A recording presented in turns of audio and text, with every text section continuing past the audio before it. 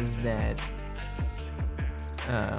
Pegler charged Spaniel with spreading pro-communist and pro-Russian propaganda in a full-page advertisement in the news. Spaniel then retaliated with a lawsuit of libel, suing King Features Syndicated Incorporated for $6 million, alleging the column to have been libelous. And then Bergstrom stated that Fitzgerald too had met Spaniel, and personal acquaintance formed an opinion that Spaniel was definitely communist and financial supporter of the Communist Party. Bergstrom stated that Spaniel was born in Russia but is now an American citizen. He charged that Spaniel was exerted tremendous political influence in Washington, D.C., and said that his closest political friend was Henry Wallace. I'm not familiar with that name, but it sounds really familiar. I'll have to look that up some other time. And I'm going to try to skip through some of this here. And it says that the Army intelligence wasn't sure about any of this. FBI wasn't sure about any of this. And then it says the FBI, what does the FBI know about this Bergstrom guy that's talking about everybody, right? Accusing everybody of everything. He was born July 3rd, 1912 in Colorado, unmarried. Family resides in Wichita, Kansas. Had been an employee of OVI. I don't know. Those letters are so bad. From March 1943 until January 1945. He's stationed in China, attached to General Stilwell's headquarters, and was in charge of physiological warfare department. That is extremely suspicious. So this guy, Bergstresser, was in China for several years, working at the physiological warfare department, and then comes back and is alleging all of these people to be bad accomplices or whatever, bad actors. I find that to be extremely suspicious. And the fact that he would be trained in physiological warfare, he would know how to create all of these ploys and narratives to do whatever he wanted to these people. So that's really, really interesting. And it says that he had ample funds to travel all over the country in reputable hotels, which is pretty suspicious. Washington, West Coast, and had personal favor of the general's wife. Oh. We advise that it is his desire to cooperate with Fitzgerald in securing legal possession of Tesla's effects in order that a memorial foundation may be established for the protection of Tesla's experiments for the preservation of the inventor's memory. So this guy, trained in physiological warfare, again, he's like, let's come up with an idea to legally take all of Tesla's possessions under the guise of preserving the inventor's memory, which none of this stuff was ever preserved. So he just literally came up with this to steal all of his stuff. This is how I don't have a good feeling about some of these people. Bergstresser stated that Fitzgerald had interested a group of Army scientists now working with him at Wright Field in his foundation, and their ultimate goal is to secure the support of a wealthy backer in their foundation to be able to establish and sort an idea factory. He said that they intended to contact Henry Ford to solicit his aid in this regard. So, if Bergstresser was a bad actor and he was a bad guy, him contacting Henry Ford makes things even more interesting, because Henry Ford was working with the Nazis. So, is it possible that this Bergstresser guy, who is accusing everybody of everything, was possibly a double agent himself as well? This seems like there is multiple double agents all working against each other. It's just a hodgepodge of an espionage and murder and greed and deception from the moment before Tesla's body was even cold. There was so much foul play and strangeness regarding this. It's ridiculous. And I feel bad for Tesla, because he seemed like he was just trying to be honest and show everybody the truth, and that's kind of what got him in trouble and what made it to where nobody would work with him.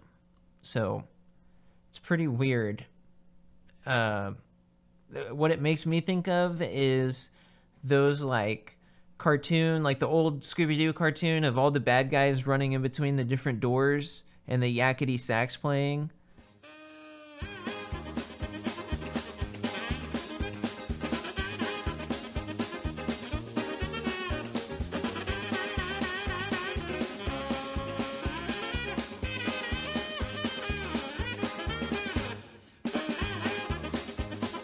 uh, that's kind of what I imagine right here is with all of these spies like going next to each other within the few hours of each other. So yeah, but it says that Bergstresser related that probably the greatest idea of Tesla was involving the wireless transmission of electrical power. He claimed that Tesla had performed a successful experiment many years ago at Pike's Peak, at which time he harnessed local current from the sun's rays, which he built up into a huge potential of electrical energy. Bergstresser said that, according to Fitzgerald, if this idea could be furthered, all electrical energy to operate the world's machinery might be gotten absolutely free rather than by the costly method by which electrical engineer is presently generated. He said that his idea was to conduct further experiments along this line in China, where the need for electrical power is very great. This is again extremely interesting. That I've never heard the link of Tesla's technology going to China, where the power need was very great. Because once again, China was on our side at this point. So in a different universe, somewhere, parallel universe type of thing, China and America could have come out of World War II very close allies with abundant power, and the Cold War probably would have never had happened. So extremely interesting. The thing is that the people in charge of America, at least certain factions of America, you can't even say like all, because that's too black and white to just say like the leaders of America. Some of the factions of the leaders of America, the majority leading factions, did not want free energy for the earth. They wanted to continue to charge people money. That was like the whole deal here. So, very interesting. Here we have 75 packing cases and trunks presently under seal in the New York State Department of Taxation, listed as the agent for Sava Kasanovich. So again, Kasanovich even got the 75 packing trunks and stuff over there. And that inquiry was made at the Office of Alien Property Custodian in New York City concerning an investigation conducted by the office of the time of Tesla's death, at which the latter property was placed under seal of the United States government. Mr. Walter Conserver, chief investigator for Alien Property Custodian, provided a cover letter and a summary of materials owned by Tesla at the time of his death, which was examined by John G. Trump of the Office of Scientific Research, and I can't read that word. Mr. Kasu also stated that his file in this matter reflected on the night Tesla died, his safe was forced open by representatives of Schorf and Walker Safe Company. It was Mr. Kishjuzu's belief that Mr. Sweezy, who is believed to be one of the editors of Popular Science magazine, was present in Tesla's room shortly after the safe was opened. These individuals were Willis Cooge, Edward Palmer, and John J. Corbett. So this is 3 new names of people that came into his office either as soon as he died, before he died, or after he died, within like the few hours, basically as he's dying, I would say, that they were in the office and that they had typewritten copies of Mr. Trump of the Alien Property Custodian, reflecting findings of Mr. Trump following his examination of Tesla's effects. There's also enclosed herewith a photostatic copy of a list of persons associated with Nikola Tesla. The latter item was furnished by Mr. Bergstrom. And it says that it's understood that Dr. Tesla was well versed in a particular field of investigations under study of Army Air Force, and it is believed that the data from this estate may assist us further, and that is Federal Bureau of Investigation, FBI. So here we have the Air Force have entered the picture. So far we have like what? Army, Air Force. Didn't we have Navy earlier? So that's like everybody. And then we had the Nazis, and then we had the Soviets. So that's 4 or 5 factions already right there. And I found it also interesting that them saying that they had these military people come in and to the trunks and cases and stuff and all of the stuff in his office before the alien property custodian people were able to look at it. So it sounds like either, I'm pretty sure it was the Air Force comes in and takes everything before anybody really was aware of it. October 26th. This is director of the FBI. Another espionage document. October 31st, 1945. On October 26th, 1945, Private Blois Fitzgerald, who is mentioned in the reference letter, called a person in New York together with Private David W. Pratt, Herbert O. Shute, and Lieutenant R.E. Newlay, all of a research development unit at Wright Field, Dayton, Ohio. These men carried a letter signed by Brigadier General L.C. Courageous, Chief Engineering Division, Wright Field, requesting the assistance of the office and allowing the bearers of the letter access to the effects of Nikola Tesla. Wow. So this is like a research division of Wright-Patterson having full access to Nikola Tesla's stuff. It was explained to Private Fitzgerald and his associates that his office had no jurisdiction over Tesla's effect, and Fitzgerald was referred to the Office of Alien Property Custodian, which made a very thorough investigation belonging the following inventor's death. So they told Fitzgerald he's not allowed to see it.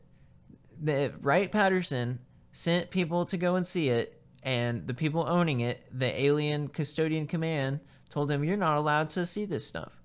So this is kind of like what we see in Congress today of different representatives with different types of groups or whatever not being allowed information or to see specific stuff. Like there's different factions at play even today. And we can see that all the way back then, that there was different factions at play. So for the Bureau's information, Private Fitzgerald and his associates stated the Army believes Tesla's death ray to be the only possible defense against the atomic bomb. They feel the secret of the death ray lies among Tesla's effects, which occupy several trunks in Manhattan Storage Warehouse, New York City. It will be recalled that prior to Tesla's death, Fitzgerald, who is reported to be a brilliant young scientist, was taken by Tesla as his protege. The office is conducting no investigation on this matter. Such a weird way to end it. But, yeah, so even the Army is saying, like, hey, we really, really need this. This is the only way we can defend ourselves. And this is 1945, October 31st. It's very interesting. And scrolling down some more,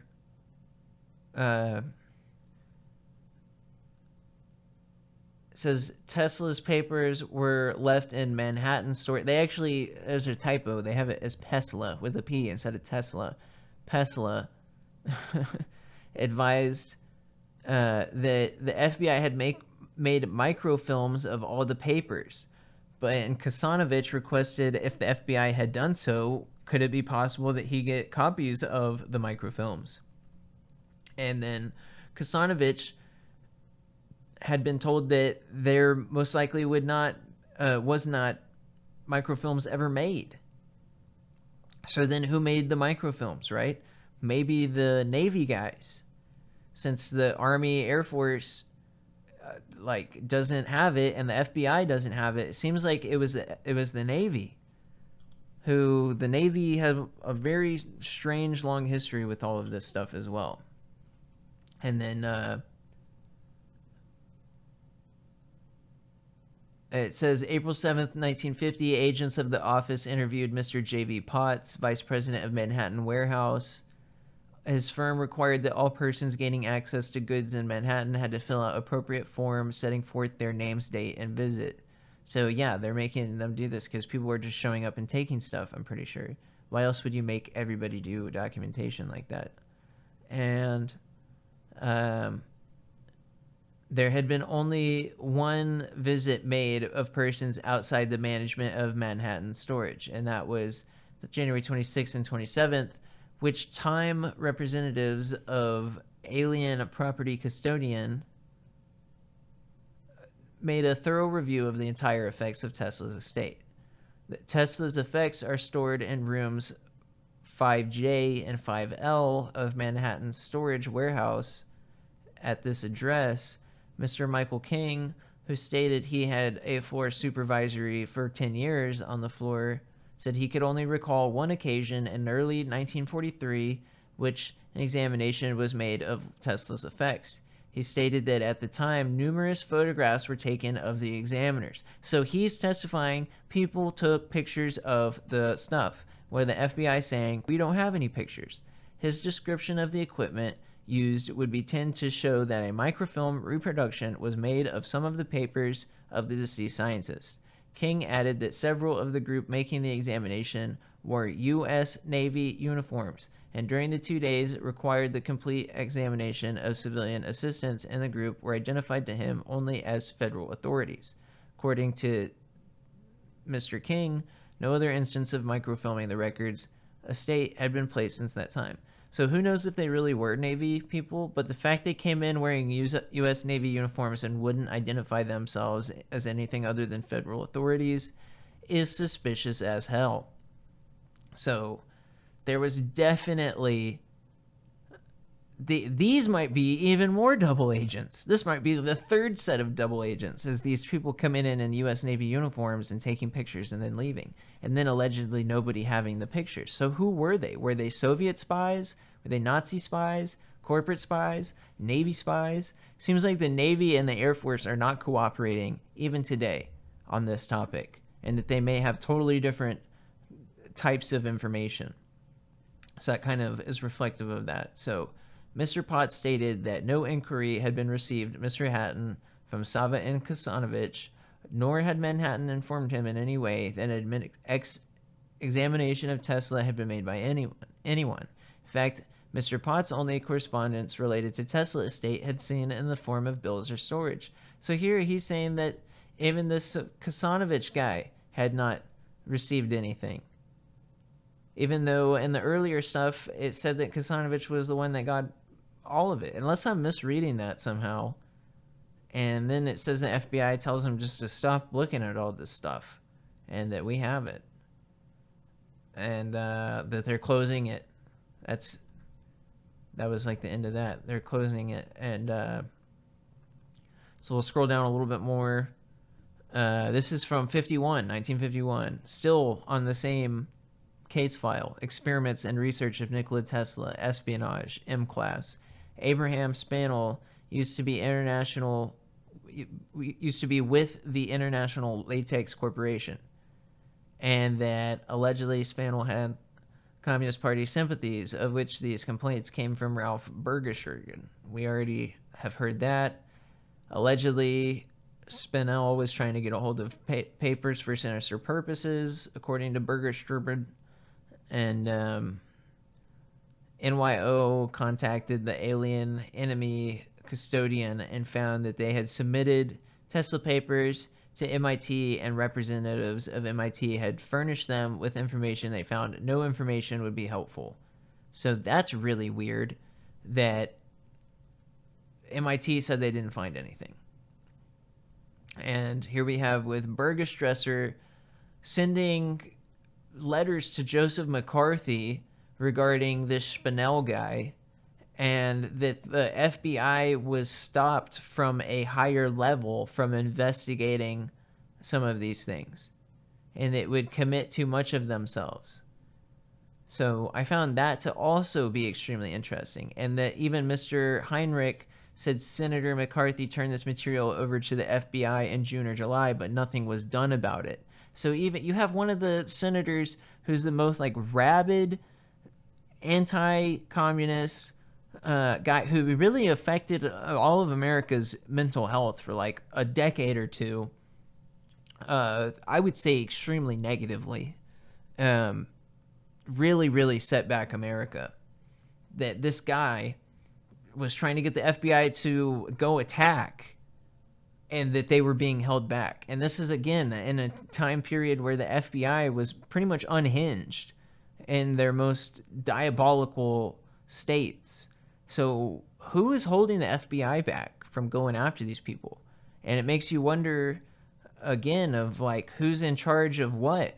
Because allegedly with Operation Paperclip, we had all of these Nazi scientists that we came and put in charge of our corporations, our schools, our space programs, our military, NATO. What is it, like a bunch of Nazi people got put in charge of NATO?